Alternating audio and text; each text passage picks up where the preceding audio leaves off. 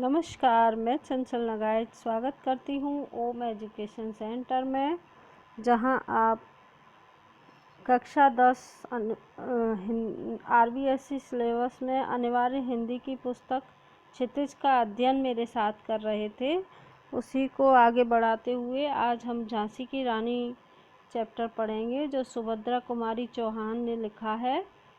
उससे पहले आप चैनल को सब्सक्राइब करिए, लाइक करिए और प्लीज़ अपने दोस्तों को अधिक से अधिक शेयर करिए। चलते हैं पाठ्यक्रम की। पाठ शुरू करने से पहले हम कवयित्री का थोड़ा सा परिचय देख लेते हैं। सुभद्रा कुमारी चौहान जी, जिनका जन्म प्रयाग, जो वर्तमान में प्रयागराज है, इलाहाबाद जो कहा जाता था, प्रयाग जिले के निहालपुर गांव में हुआ था। अब इन्होंने असहयोग आंदोलन में प्रमुख भूमिका निभाई। सुभद्रा कुमारी जी ने प्रयाग से शिक्षा ग्रहण की और अनेक बार जेल गईं। विद्यार्थी काल से ही लेखन करते हुए आप हिंदी साहित्य के राष्ट्रीय भावधारा की प्रमुख कवयित्री रही हैं। राष्ट्रीय भावधारा की प्रमुख क्या, एकमात्र समझिए, एकमात्र कवयित्री सुभद्रा कुमारी चौहान ही हैं। झांसी की रानी कविता से इन्हें विशेष ख्याति प्राप्त हुई है। सुभद्रा जी ने गद्य और पद्य में समान रूप से लेखनी चलाई। कर्मवीर आपकी कविताओं का प्रथम संकलन है। कौन सा? कर्मवीर इनकी कविताओं का प्रथम संकलन है। इसके अतिरिक्त पारिवारिक कविताएं जैसे वात्सल्य, प्रेम, पति प्रेम की भावना से अनुप्रेरित हैं। बिखरे मोती इनकी प्रसिद्ध कहानी संग्रह है। बिखरे मोती और कविता संग्रह मुकुल, दोनों पर ही इन्हें हिंदी साहित्य सम्मेलन से शेक्सपियर पारितोषिक मिला। भाषा भावों के अनुकूल, सरल और गीत शैली में है। इनके नाम पर अभी कुछ दिन पहले एक शिप यानी कि पानी के जहाज़ का भी नाम, जो नेवी सेना में है, उसका भी नाम सुभद्रा कुमारी रखा गया। ये हमारे लिए बहुत गर्व की बात है कि हमारी हिंदी की कवयित्री हमारी सेना का मनोबल बढ़ा रही हैं। पाठ में क्या दिया हुआ है? इस कविता में सुभद्रा जी ने भारत की प्रथम स्वतंत्रता संग्राम के मुख्य क्रांतिकारी देवी झांसी की रानी लक्ष्मीबाई मनु के प्रति अपने श्रद्धा सुमन अर्पित किए हैं। इस कविता में झांसी की रानी लक्ष्मीबाई के अदम्य साहस और शौर्य की गाथा गाई गई है। लक्ष्मीबाई ने सन 57 की क्रांति का नेतृत्व करते हुए निराश और हताश हुए राजा महाराजाओं में आशा का संचार किया। लक्ष्मीबाई वीर शिवाजी की शौर्य गाथाएं सुन सुनकर एवं तलवार, बर्छी, कटार के साथ खेलकर बड़ी हुई थी। वह वीरता की अवतार थी। झांसी के राजा के साथ उनका विवाह हुआ, किंतु दुर्भाग्य से उनके पति की शीघ्र ही मृत्यु हो गई। 23 वर्ष की आयु में रानी विधवा हो गई। इन्होंने एक पुत्र गोद भी लिया, लेकिन अंग्रेज़ों ने इनके पुत्र को मानने से इनकार कर दिया, दत्तक पुत्र को मानने से इनकार कर दिया और इनके राज्य झांसी को लावारिस मानकर अपना झंडा फहरा देना चाहा। अंग्रेज़ों की गिद्ध की दृष्टि झांसी पर पड़ी और वे लावारिस मानकर झांसी को झंडा फहरा देते हैं, किंतु रानी लक्ष्मीबाई ने मरते दम तक अंग्रेज़ों से लोहा लिया और झांसी की रक्षा की। अंत में रानी लक्ष्मीबाई को यमुना के तट पर अंग्रेज़ों ने घेर लिया और यहाँ वह अपनी सहेलियों कान्हा और मंदरा के साथ बहादुरी से लड़ते हुए वीरगति को प्राप्त हो गई। मूल पाठ शुरू करने से पहले मैं आपको बता दूं, अभी 17-18 मई है 17-18 मई नहीं, सॉरी 17-18 जून को रानी लक्ष्मीबाई की पुण्यतिथि भी थी, तो जो अभी गई है कल परसों।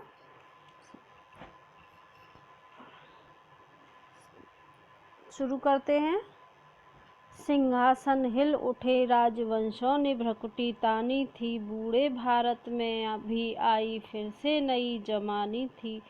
गुमी हुई आज़ादी की कीमत सबने पहचानी थी, दूर फिरंगी को करने सबने मन में ठानी थी। चमक उठी सन 57 में वह तलवार पुरानी थी, बुंदेले हर बोलों के मुँह हमने सुनी कहानी थी। खूब लड़ी मर्दानी वह तो झांसी वाली रानी थी। बड़ा सुंदर वर्णन सुभद्रा कुमारी चौहान जी ने किया है। वह कहती हैं कि अंग्रेज़ों को भगाकर देश को आज़ाद कराने के लिए जो सन 1857 में जो प्रयास सिपाही विद्रोह के रूप में शुरू हुआ वह व्यापक हो गया।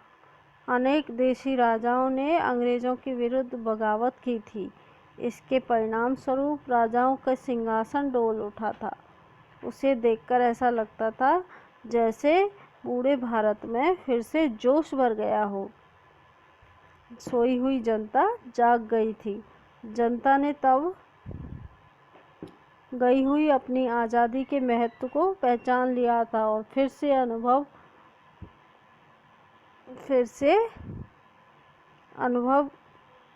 किया कि हमें आज़ाद होना चाहिए। सभी ने मन में ठान लिया था कि हमारे देश में शासन कर रहे और गुलाम बनाकर रखने वाले अंग्रेज़ों को भारत से दूर भगाना है। उससे पहले तो सन 57 में अंग्रेज़ों का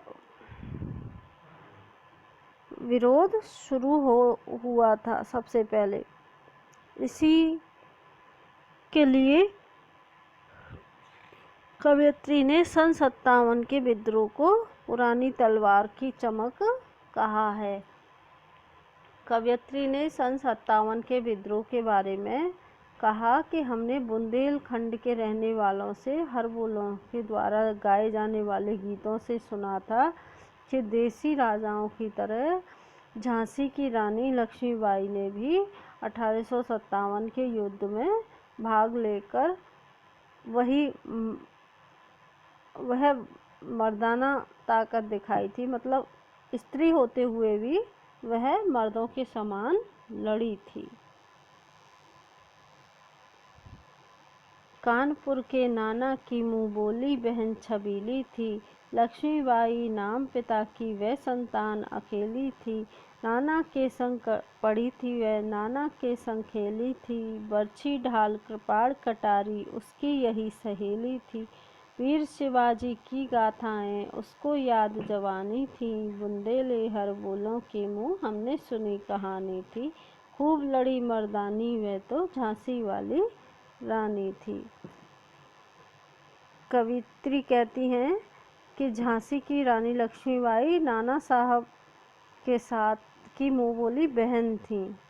वह अच्छी छवि वाली थी, वह सुंदर दिखती थी और उनका नाम क्या था? मन्नू। उनका बचपन का नाम मन्नू था, लेकिन वह लक्ष्मीबाई कहलाई। वह अपने माता पिता की अकेली संतान थी। वह नाना साहब के साथ ही पढ़ी और खेली थी। बचपन से ही उन्हें बरछी ढाल कृपाण कटारी तलवार आदि की लड़ाइयों में काम आने वाली चीज़ों से ही उन्होंने दोस्ती कर ली थी। यही उनकी प्रिय सहेलियां थीं।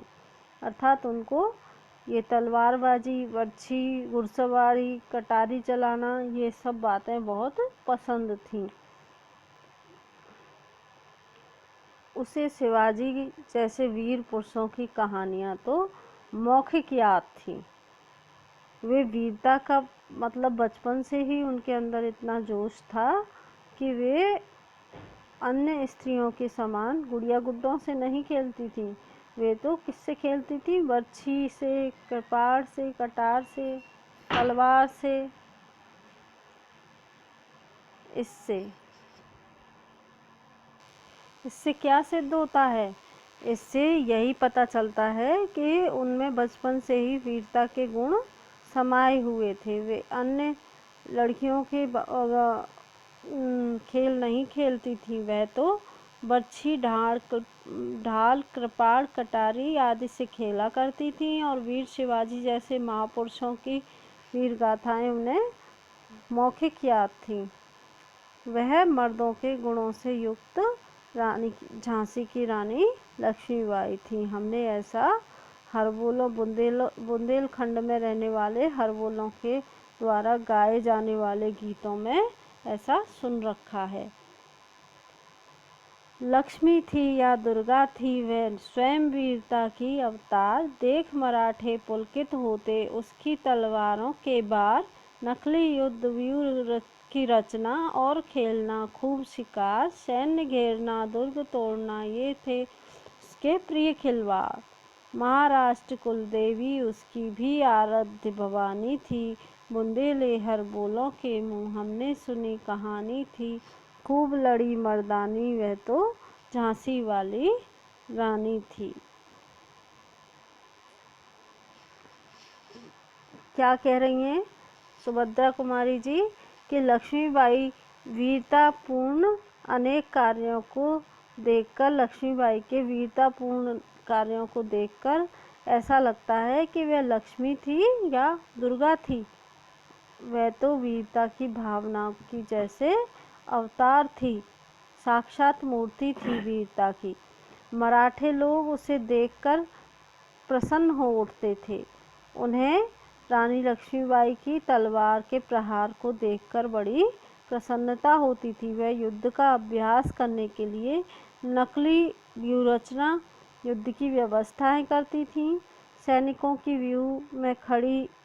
सैनिकों को व्यूह रचना में खड़ा करती थीं और फिर उस व्यूह को तोड़ने का प्रयास किया करती थी। यही उनके प्रिय खेल थे और शिकार खेलना भी उन्हें अच्छा लगता था। सेना की घेराबंदी करना, दुर्गों को तोड़ना, ये उनके पसंदीदा खेल थे। वह बचपन से ही वीरता से भरी हुई थी। महाराष्ट्र के लोगों की कुलदेवी भवानी की उनकी आराध्य देवी थी। वह उसकी आराधना भी करती थी। अन्य की आराधना न कर वह भवानी की आराधना करती थी। ये बातें हमने बुंदेले हरबोलों के मुँह से बार बार सुनी हैं। उनके द्वारा गाए गए गीतों से हमने सुना है कि यह भी उनसे सुना था कि वह महिला होकर भी मर्दों के समान वीर थी। झांसी की रानी लक्ष्मीबाई अंग्रेजों के विरुद्ध खूब लड़ी, खूब ताकत से लड़ी। हुई वीरता की वैभव के साथ सगाई, झांसी में ब्याह हुआ, रानी बन आई लक्ष्मीबाई। झांसी में राजमहल में बजी बधाई, खुशियाँ छाई झांसी में। सुबट बुंदेलों की विरदावली सी वह आई झांसी में। चित्रा ने अर्जुन को पाया, शिव को मिली भवानी थी। बुंदेले अरबोलों के मुँह हमने सुनी कहानी थी। खूब लड़ी मर्दानी, वह तो झांसी वाली रानी थी। कवित्री कहती हैं कि रानी लक्ष्मीबाई का विवाह झांसी में राजा गंगाधर राव से हुआ तो ऐसा प्रतीत हुआ जैसे राजा होने के कारण वे वैभवशाली हों और रानी लक्ष्मीबाई अत्यधिक वीर थी, तो ऐसा लगा कि वीरता और वैभव की सगाई हुई है। उनका ब्याह हो गया, वह रानी बनकर झांसी आ गई। मन्नू नाम था, मणिकर्णिका जो उनका बचपन का नाम था। वे उनकी शादी कहाँ हो गई? झांसी में हो गई और लक्ष्मीबाई झांसी की रानी कहलाने लगी।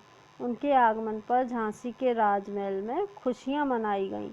विवाह के उपलक्ष्य में उन्हें बधाइयाँ दी गईं। उसका आगमन ऐसा था मानो उसके रूप में वीर योद्धाओं की वीरतावली गुण स्वयं ही झांसी आ गए हों।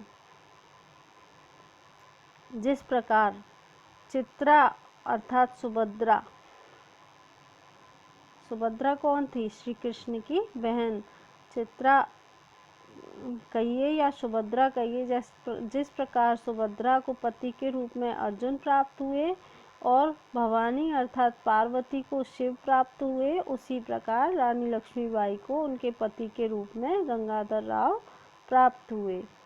कवयित्री कहती हैं कि इन बातों का वर्णन बुंदेलखंड में गाते हुए घूमने वाले हरबोलों के मुंह से हमने खूब सुन रखा है कि हमने यह भी सुना है कि वह साधारण महिला होकर भी बड़ी मर्दानी वीरता से अंग्रेजों के साथ उसने युद्ध किया। उसने युद्ध से मुख नहीं मोड़ा कभी। उदित हुआ सौभाग्य मुदित महलों में उजियाली छाई, किंतु काल गति चुपके चुपके काली घटा घेर लाई। तीर चलाने वाले कर में उसे चूड़ियाँ कब भाई, रानी विधवा हुई हाय विधि को भी दया न आई। निसंतान मरे राजा जी रानी शोक समानी थी, बुंदेले हर बोलों के मुँह हमने सुनी कहानी थी। खूब लड़ी मर्दानी वह तो झांसी वाली रानी थी। अर्थात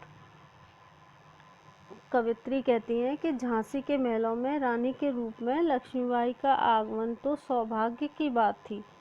उसके आने पर महलों में सर्वत्र प्रसन्नता छा गई, हर जगह उल्लास छा गया। किंतु धीरे धीरे समय परिवर्तन हुआ। दुर्भाग्य की काली घटा ने झांसी को घेर लिया और एक दुर्भाग्यपूर्ण घटना क्या घटित हुई कि रानी लक्ष्मीबाई के पति का निधन हो गया। वीरता से तीर चलाने वाले हाथों को चूड़ियाँ भाई नहीं, अर्थात उनकी चूड़ियाँ रानी लक्ष्मीबाई के हाथों में चूड़ियाँ विधाता को सहन नहीं हुई, क्योंकि उनके हाथ तो तीर चलाने के लिए बने थे। राजा गंगाधर राव को अभी कोई संतान भी प्राप्त नहीं हुई थी, वे निसंतान ही मर गए। विधाता को रानी लक्ष्मीबाई की इस दोहरी परेशानी पर दया भी नहीं आई। रानी पति के मरने पर शोकमग्न थी। ये बातें हमने बुंदेलखंड में जो हरबोले हैं उनके मुंह से गाए जाने वाले गीतों में खूब सुनी है। हमें यह ज्ञात भी है कि रानी बहुत मर्दानी थी और शत्रु दल से बड़ी वीरतापूर्वक लड़ी थी। बुझा दीप झांसी का तब डलहौजी मन में हर्षाया, राज्य हड़प करने का उसने ये अच्छा अवसर पाया। फौरन फौज भेज दुर्ग पर अपना झंडा फहराया, लावारिश का वारिश बनकर ब्रिटिश राज झांसी आया। अश्रुपूर्ण रानी ने देखा झांसी हुई वीरानी थी, बुंदेले हर बोलों के मुँह हमने सुनी कहानी थी। खूब लड़ी मर्दानी वह तो झांसी वाली रानी थी। अर्थात रानी लक्ष्मीबाई के पति के निधन से तो जैसे झांसी का राज्य का दीपक ही बुझ गया, क्योंकि उनके कोई संतान नहीं थी, वे तो निसंतान मर गए। और जो रानी ने दत्तक पुत्र गोद ले रखा था उसे अंग्रेजों ने मानने से इनकार कर दिया। उनका निधन निराशा झांसी के लिए दुख का ही कारण सिद्ध हुई। किंतु अंग्रेज शासक डलहौजी तो इस फिराक में ही बैठा था। वह तो इतना प्रसन्न हुआ क्योंकि उसे झांसी राज्य को अपने अधिकार में लेने का अच्छा अवसर मिल गया। गोद निषेध नीति के कारण डलहौजी ने झांसी को अपने अधिकार क्षेत्र में लेने के लिए तुरंत ही सेना भेज दी और झांसी के किले पर अपना आधिपत्य की सूचनार्थ अपना झंडा फहरा दिया। झांसी राज्य में कोई उत्तराधिकारी नहीं था, इसलिए डलहौजी स्वयं ही राज्य का मालिक बनकर वहां आया था। रानी लक्ष्मीबाई ने यह घटना चक्र दुख के कारण अपनी अश्रुपूर्ण आँखों से देखा। उसे लगा कि अब तो झांसी आज मेरे लिए पराई हो गई। कवयित्री कहती हैं कि यह सब बातें उन्होंने किससे सुनी? बुंदेले हरबोलों से सुनी हैं। बुंदेलखंड के निवासी हरबोलों के मुंह से उन्होंने खूब सुना है कि खूब मर्दानी रानी झांसी की लक्ष्मीबाई जो अंग्रेजों से युद्ध करते वीरता से युद्ध करती थी। अनुनय विनय नहीं सुनती है, विकट शासकों की माया। व्यापारी बन दया चाहता था जब यह भारत आया। डलहौजी ने पैर पसारे, अब तो पलट गई काया। राजाओं नवाबों को भी उसने पैरों ठुकराया।